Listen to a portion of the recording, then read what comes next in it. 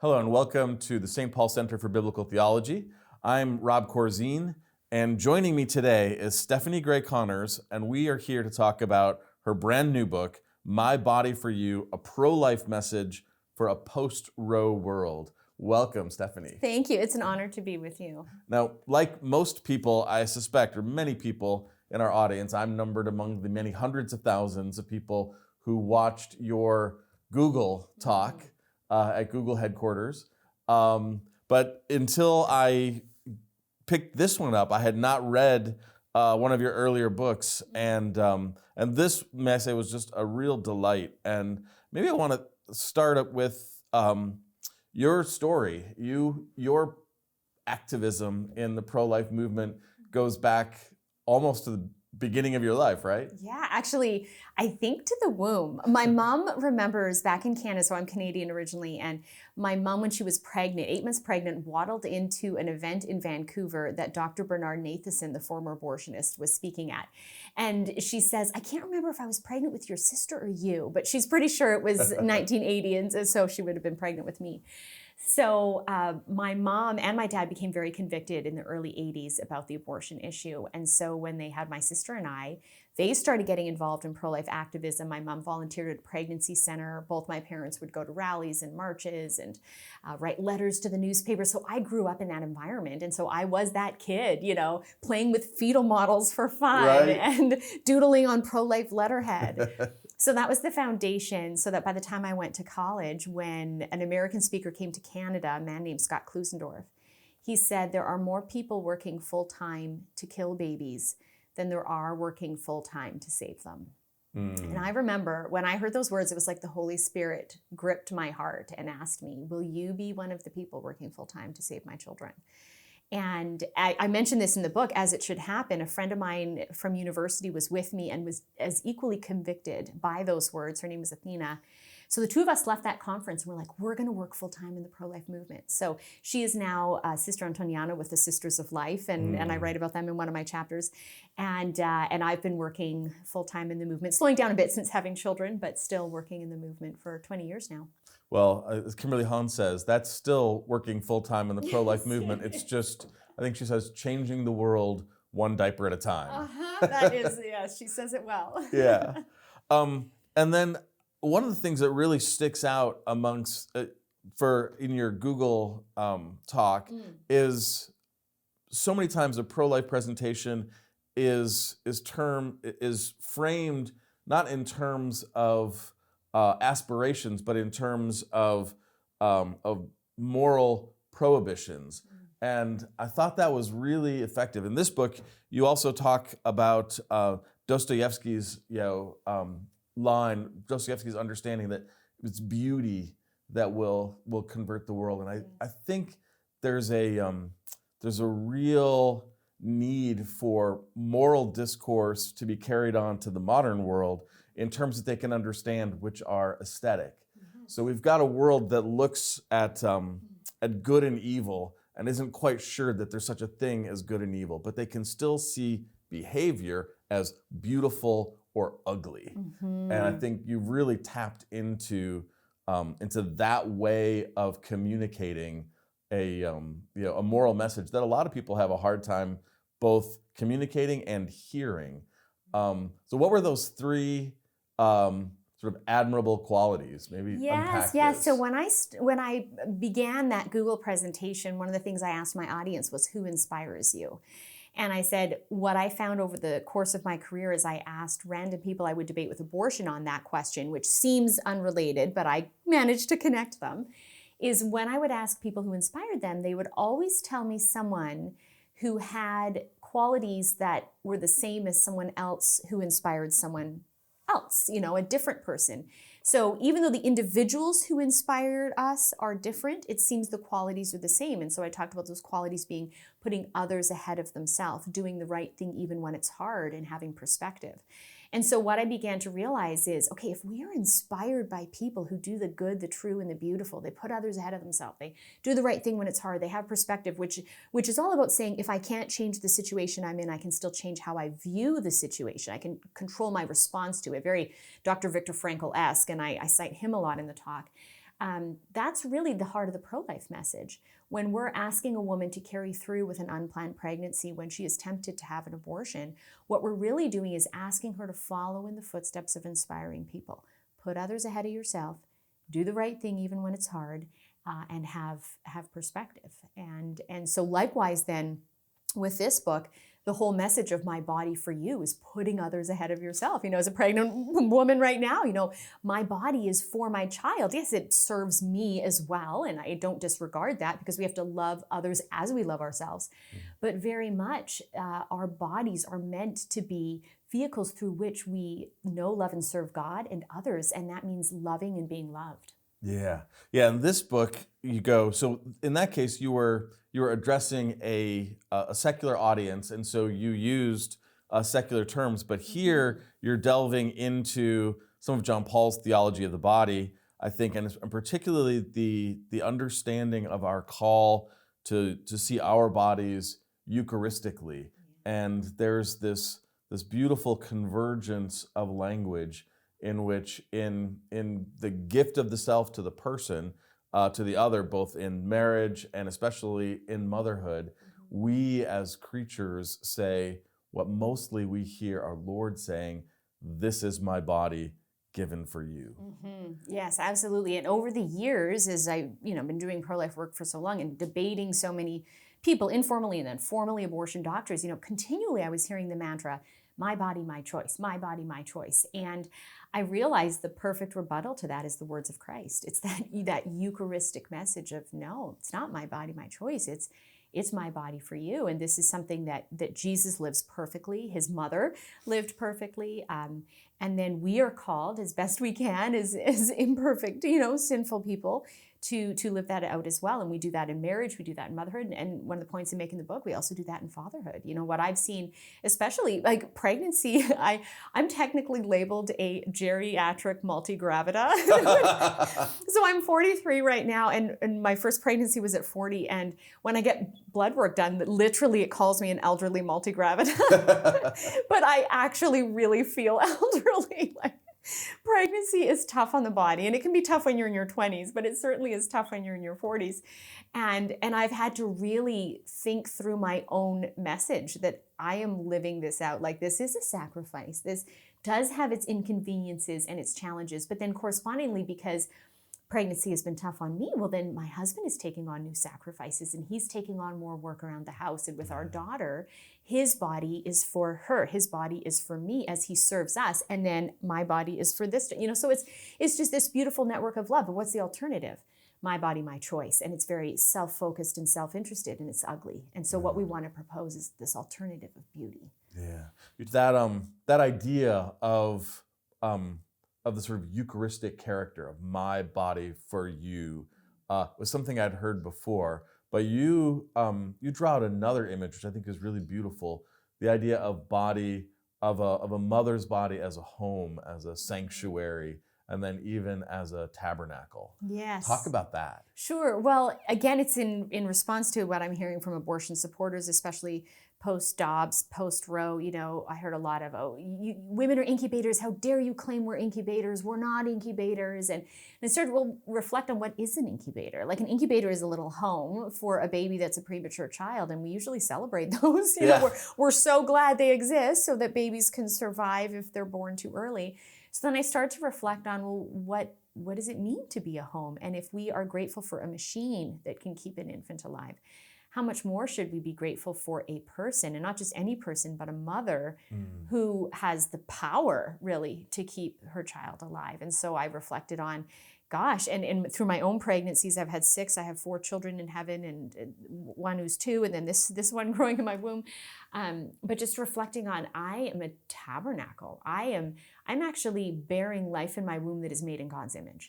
And so in a sense, every pregnant woman gets an experience that is Marian. Of course, Mary bore God himself in his fullness and perfectness, but I am bearing a life made in his image. And what does that mean then? That means I have to have profound reverence for that life. But people correspondingly should have profound reverence for me as a pregnant woman. When I've reflected and I wrote about in the book, a time my husband and daughter and I were in adoration, and I was very newly pregnant with our son Mikhail, who we lost ultimately. But at the time I was pregnant with him, and I was just staring at this ornate gold box in this particular adoration chapel that you could just see the host inside. It wasn't a monstrance. And just reflecting on all the jewels and actual gold that is of value put into this because of what and really who it contains. And then this realization, oh my goodness, like the pregnant woman is like a tabernacle and conveying and literally impregnant with and carrying and bearing new life. And so the reverence we have in a church, in a sanctuary, in that which is set apart and holy, is what we ought to have for new life in the womb, which is what makes abortion so tragic, because it just defames and destroys and just attacks that which is sacred and beautiful. Yeah, the opponents of the pro-life message would have you believe that this idea demeans the body of women, when in reality, as Alice von Hildebrand says, a woman's body is in the natural order sacred in a way that men's bodies are not and can't be, because they're within a woman's body.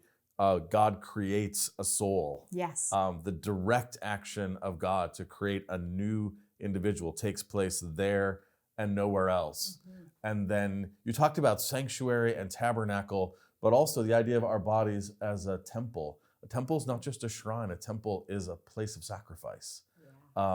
There's sort of another sort of beautiful layer to that. Which is why, I think the connection between the Eucharist and the pro-life message, we have the Old Testament sacrifice of the lambs, Jesus being the new lamb, his mother giving of her body for him when he was an embryo, and then all women and men having an opportunity through motherhood and fatherhood to sacrificially lay down their lives for their offspring. You talk about in this book how for 20 years you had traveled the world debating abortionists and debating abortion promoters, and would often come across the question, well, have you ever been pregnant? Right. Which logically is a kind of foolish objection, but subjectively, what has motherhood taught you, and what was the biggest surprise? Yeah, oh, good questions. Motherhood has taught me a lot. It continues to teach me a lot. I'm a journaler, so I feel like I'll have a whole other book just specifically on motherhood coming out. But it has taught me to be self-sacrificing. It has taught me, though, the joys of children, like the awe and wonder that my husband and I continually have at our daughter, who marvels us with statements. The other day, she's 2, just a couple months older than 2. And she was saying something that sounded like, and I don't know if she's heard me talk about my book, but or just body. That's what she was saying. Body, body, body. It sounded like body. So I said, you have a body. And then I responded to myself by saying, actually, you are a body and a soul. And as soon as I said that, 2 years old, she looks at me and she goes, my soul proclaims the greatness of the Lord. I am not kidding. Now, it's not that came out of nowhere. Like at nighttime, my husband and I often sing the Magnificat song to her. It's a beautiful rendition of the scripture passage. But that her mind heard soul and then instantly connected that. So motherhood is just this beautiful experience of being in awe of the maturation of the human person, like that we are made for heaven, we're made for greatness, and I get to watch my daughter learn these things that will ultimately lead her to this other world. So that's been the beautiful thing, but it's also been very hard and challenging. One of the things I write about in the book is the sleep deprivation. Everyone has their challenges. For me, that's been the hardest, when she was really little and the constant wake-ups and having to function nicely without sleep, and then realizing, wait, sleep deprivation is a torture technique. Yeah. But then it's really forced me, to rely on others for help, that we're not meant to live life alone, right? Man should not be alone from the very beginning. We're meant for a communion of persons, camaraderie, relationship, community that involves being helped and helping. But also realizing there will be hardship, So there were hard times when I debated abortion doctors, and I read in my book about, one time someone let off a stink bomb in the middle of the debate. And so then the debate has to be paused and the stink bomb has to be removed. And so there were all these challenges and inconveniences.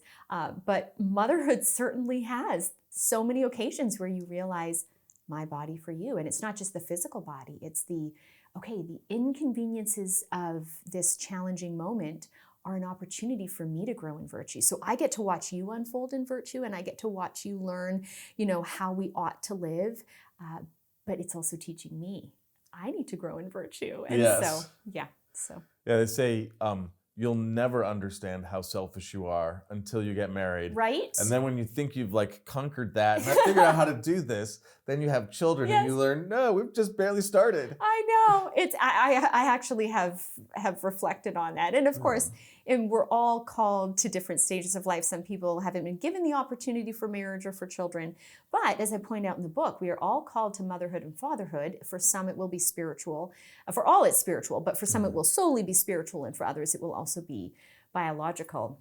But that is really when we are serious about living out the call to paternity and maternity, then we really become selfless. And so that's where you see beautiful orders like the Sisters of Life, the Dominican Sisters of Nashville, orders of Benedictine monks, and so on and so forth. When they are truly living out motherhood and fatherhood in the spiritual way, they're also living that life of radical self-sacrifice and challenge for the self. Being conformed to Christ, becoming the gift, is not an option, but it's in some ways it's easier when it's a crying child and everything is have to. Right. The choice to do the hard thing and undergo the growth that you need is crying and needs your immediate attention. Absolutely, yeah. You don't have the option of like choosing it at that point. Maybe I'll get to that tomorrow. It's like, no,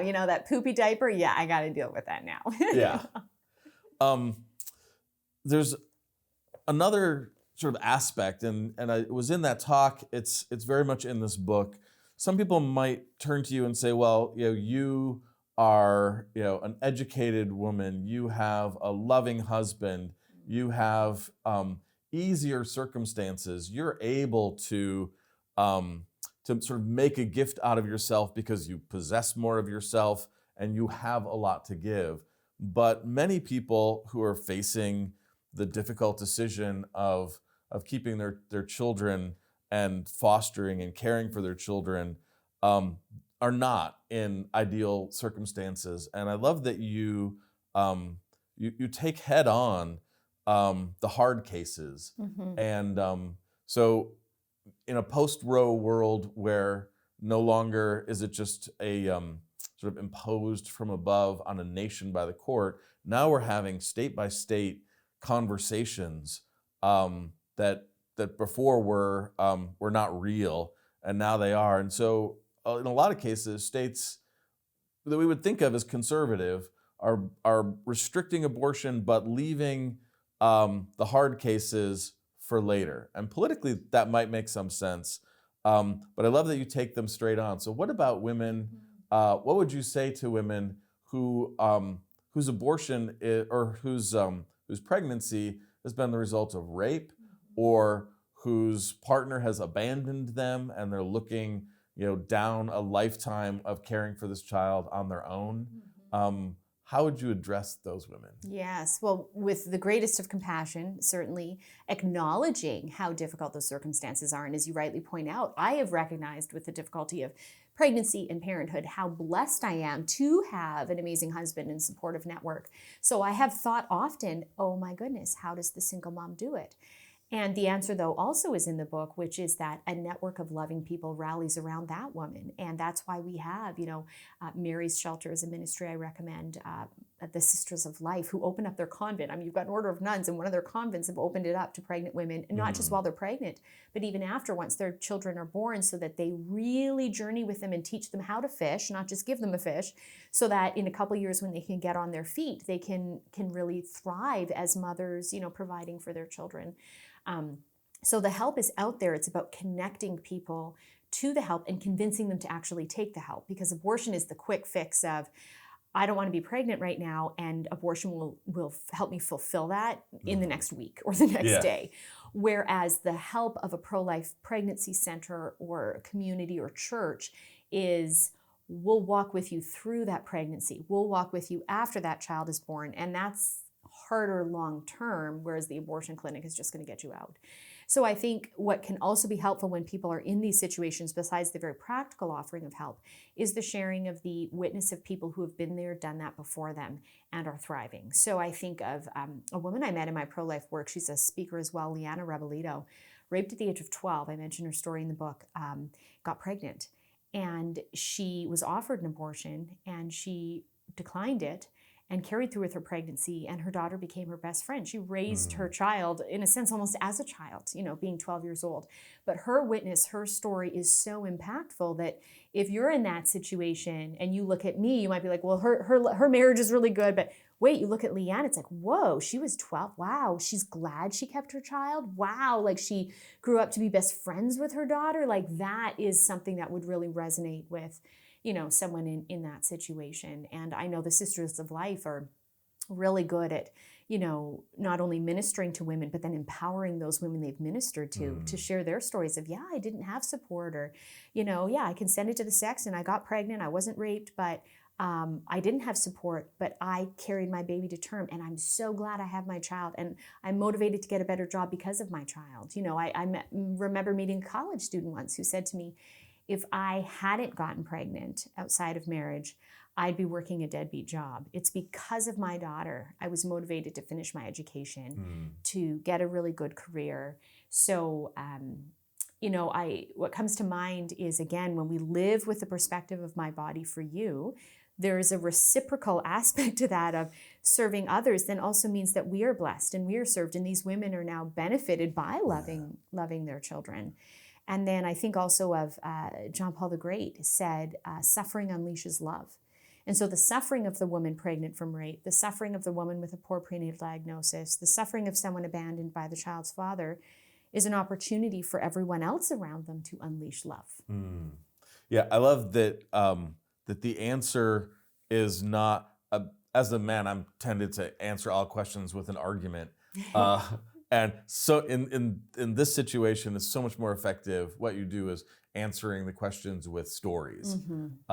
It's not until you both feel understood and can identify with somebody who's been through what you're going through that you're even open to hearing an argument about it. And then you devote another chapter to, in some ways, even more difficult moral cases, where the other exception that you often see, the health or the life of the mother is on the line, and it seems like, which of these do I choose? Yes. I wanted to dive deeper on that particular topic than I have historically, because we're often hearing about it in the news, especially in this post-Roe world, right? Yeah. State by state, even in Texas right now, people are, there's cases where women are claiming, well, my life is in jeopardy or in danger, or my child is really disabled. There's no hope that the baby will live beyond birth. I should be allowed an abortion. And I wanted to take those circumstances and really dive deep and make the point, certainly in the case of, a child who will die at or shortly after birth, is to ask the question, do those of us who live longer have the right to end the life of those who will live shorter? And these babies that will die at birth are going to have radically short lives. But abortion will shorten the short life even more. And the difference is the child in that case doesn't die from whatever the poor prenatal diagnosis was. The child dies by the hand of the abortionist and the parents who complied, and so on and so forth. And that is going to bring about profound guilt. Whereas if the child dies naturally from a genetic condition you couldn't undo, then you will have sorrow at the loss of the child, but you won't have the guilt that comes, from an abortion. And when the woman's life is in danger, I wanted to do two things in the book. I wanted to point out that there are ethical ways to respond to these situations, and that just because we say abortion is not ethically permitted, it doesn't mean there aren't alternatives. And I give an example of a woman who had cancer, and it was ethical for her to pursue chemo, but there came a point where it was like, well, we should deliver the baby early and put him in an incubator and carry on with the cancer treatment, and the baby survived and the mom survived. But I also wanted to contrast that with a more fundamental message, which is that our ultimate purpose in this life is not length of life. It is getting to heaven. And so God wants us to be healers. Jesus was a healer. He restored sight to the blind and, took St. Peter's mother-in-law's fever away and so on and so forth. But he didn't always physically heal because he was more concerned about the spiritual healing. And one of my favorite scenes in The Chosen, and I know you guys have featured Jonathan Rumi on a number of occasions. I love that series. But there's this powerful scene in the most recent season where he is with little James, the one that had the physical disability. And James goes to Jesus and says, like, you're sending me out to heal people. And I just have a question, like, it's kind of awkward because I'm not healed and everyone's wondering. And Jesus has this powerful moment where he says, do you want to be healed? Of course, little John is like, or little James is like, yes, I want to be healed. And then Jesus says to him, I've healed many people and I could heal you now. Giving him the impression you will be healed. It's just a matter of when, this world or the next. But then he says, imagine the power of your story if you aren't healed in the way you want.